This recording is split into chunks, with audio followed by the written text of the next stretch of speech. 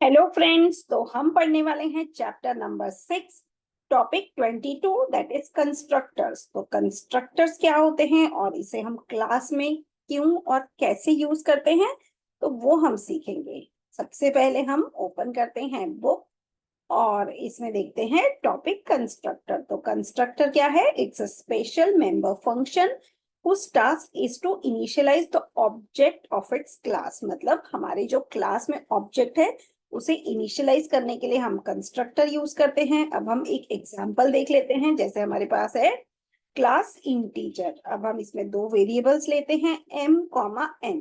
अब अगर ये m और n इसको हमें इनिशियलाइज करना है तो हम करेंगे कंस्ट्रक्टर यूज करेंगे। अब हमारे जो कंस्ट्रक्टर है उसका नाम और क्लास का नाम सेम रहेगा। हम लिखेंगे इंटीजर वॉइड और इसके अंदर हम वैल्यू स्टेटमेंट्स लिख सकते हैं।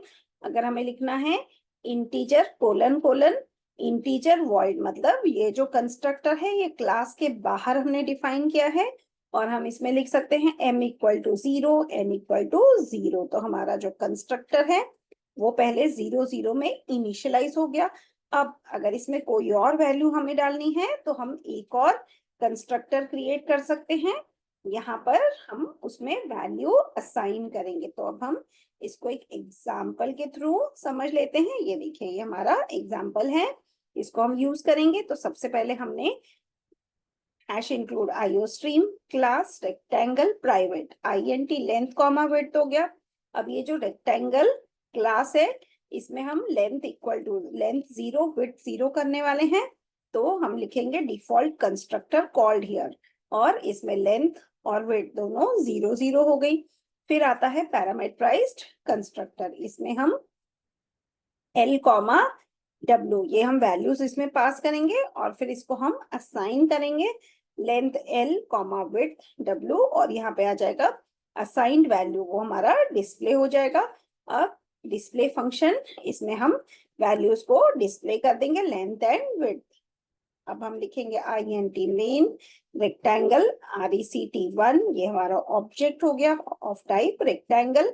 जब हम इसे कॉल करेंगे rect डॉट डिस्प्ले तो इनिशियली हमने कोई वैल्यू पास नहीं की है तो यहाँ पे आ जाएगा 0 0 और फिर ये डिस्प्ले हो जाएगा। अगर इसमें हम वैल्यू पास करते हैं 10 5 और फिर डिस्प्ले फंक्शन को जब कॉल करेंगे तो 10 5 ये वैल्यू असाइन हो जाएगी और फिर ये डिस्प्ले हो जाएगा। तो जैसे इस प्रोग्राम को आप रन करेंगे तो आउटपुट आएगा initially length equal to 0 width equal to 0। That means हमारा जो इनिशियल कंस्ट्रक्टर था वो कॉल हुआ डिफॉल्ट कंस्ट्रक्टर और फिर जब हमने वैल्यू पास किया तो हमारा जो पैरामीटराइज्ड कंस्ट्रक्टर था वो कॉल हो गया। So I hope this program was interesting. Code मैंने आपको डिस्क्रिप्शन में दिया हुआ है फॉर रेफरेंस। इस तरह के आप और भी प्रोग्राम्स लिख सकते हैं। Thank you.